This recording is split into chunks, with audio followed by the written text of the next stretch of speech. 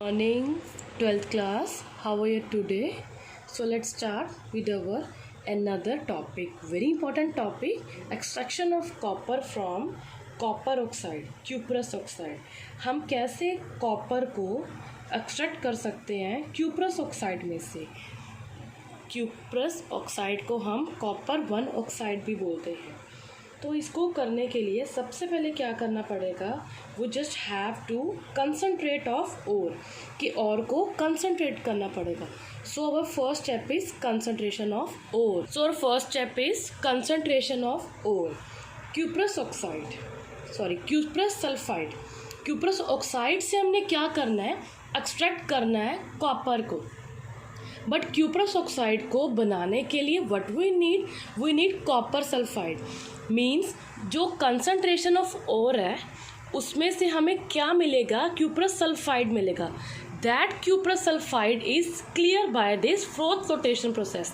मतलब unwanted impurities, gangue impurities like pebbles, sand or any other earthy impurities which are present in the ore of the copper, that should be, उसको किससे remove हो जाना चाहिए, that is removing with the help of this fourth flotation process। किससे remove हो जाएगी वो, fourth flotation process से रिमूव हो जाएगी। So basically this is our first method। किस चीज़ के लिए, कॉपर को अर्थ में से बाहर निकालने के लिए। तो उस मेथड में से हम क्या करेंगे, इम्प्योरिटीज़ को बाहर निकालेंगे।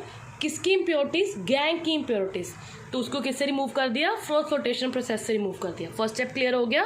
अब नाउ सेकंड प्रोसेस है वो हमारा। यहाँ पे दोबारा देखो कि ये जो सेकंड स्टेप करने से पहले मैं आपको ये बता दूँ कि वाई वो apply this froth flotation method, कि हमने ये फोर्थ फ्लोटेशन मेथड को क्यों अप्लाई किया। It is the reason because of that, ये कौन सी ओर पड़े यहाँ पे, सल्फाइड की ओर। तो as I told you earlier कि जब भी कोई भी सल्फाइड की ओर आएगी, that will clean with the help of this fourth flotation method। समझ आ गई, क्योंकि यहाँ पे कौन सी ओर है, सल्फाइड की ओर है, तो इसलिए ये किससे क्लीन होएगी, फोर्थ फ्लोटेशन प्रोसेस से क्लीन होने शुरू हो जाएगी। अब आपका फर्स्ट स्टेप आई होप आपको क्लियर हो गया होगा। अब सेकंड स्टेप क्या है कि जो सल्फाइड है इसको हमने किस में चेंज करना है, ऑक्साइड में चेंज करना है। क्यों चेंज करना है, बिकॉज अगर ये ऑक्साइड में चेंज होएगा तो ऑक्साइड में से कॉपर को एक्सट्रैक्ट करना इज़ वेरी ईजी थिंग। तो अब सेकेंड स्टेप क्या करेंगे, change the sulphide into its oxide. So इसको करने के लिए there are two method. First method is roasting. Now the second step is roasting. In this process, sulfide ore is heated in the presence of oxygen. तो sulphide ओर को change करने के लिए oxide में what we do, we just heat the ore in the presence of oxygen. So that process is called roasting। क्योंकि हमने क्या कर रहे हैं, heat the ore in the presence of oxygen. क्यों, to change the sulphide ore into oxide ore, ताकि sulphide और किस में चेंज हो जाए, ऑक्साइड में चेंज हो जाए। So this is a reaction. ये क्या अपने पास सल्फाइड की ओर है, heat the reaction in the presence of oxygen, change into its oxide and sulfur dioxide gas is released in this reaction। clear? next is smelting। this is the third step। अब देखो roasting करने के time पे may be there is some kind of impurity which is not remove by the froth flotation process. तो उसको remove करने के लिए क्या करना पड़ेगा, we just add smelting. What is smelting, smelting में क्या होगा, when we mix the ore with silicon dioxide which is a flux and heated the ore in a reverberatory furnace. Reverberatory furnace का मतलब क्या होगा, जैसे पट्टी नहीं चलती जहाँ से पे ईंटें बनती हैं, काइंड ऑफ वैसे ही ये होती है। जैसे ही उसमें हीट करेंगे, पहले आप ये देखो what kind of impurity is present in the case of this, कि मतलब क्यूप्रस ऑक्साइड में किस चीज़ की इम्प्योरिटी होती है। तो इम्प्योरिटी उसकी होती है आयरन ऑक्साइड की। This is a basic impurity. So basic impurity को रिमूव करने के लिए what we add silicon dioxide, acidic impurity, both react with each other and there is a formation of a slag which is highly volatile। और ये क्या कर जाएगा, release हो जाएगा अपने रिएक्शन में से। ठीक है, अब जो अपना क्यूप्रस ऑक्साइड होएगा that must be impurity free. अब उसको प्रॉपर इम्प्योरिटी फ्री होना चाहिए। अब देखो फर्स्ट स्टेप मैंने दोबारा रिपीट की है, रोस्टिंग प्रोसेस। क्यूप्रस सल्फाइड को रिएक्ट करवा दिया ऑक्सीजन के साथ, तो बन के आ गया अपना ऑक्साइड में चेंज हो गया, तो इससे इम्प्योरिटी पूरी रिमूव होगी। एंड द सेकेंड स्टेप क्या करना था यहाँ पे, कॉपर की फॉर्मेशन करनी थी। तो कॉपर की फॉर्मेशन के लिए कौन सा स्टेप है, ऑटो रिडक्शन। ये कौन सा स्टेप हो गया, ऑटो रिडक्शन। ऑटो रिडक्शन का मतलब है जो ये क्यूप्रस ऑक्साइड बना अपने पास, ये फर्स्ट स्टेप में से, ठीक है, इसको हमने किससे रेड करवा दिया, उसके ही सल्फाइड से, जो फर्स्ट स्टेप पे सल्फाइड था उससे ही रेड करवा दिया, ठीक है। जब ये आपस में दोनों रेड करेंगे तो अपने पास क्या निकल आएगा, कॉपर और सल्फर डाइऑक्साइड गैस रिलीज़ हो जाएगी रिएक्शन में से। समझ आ गया। मैं थोड़ा सा रिपीट कर देती हूँ।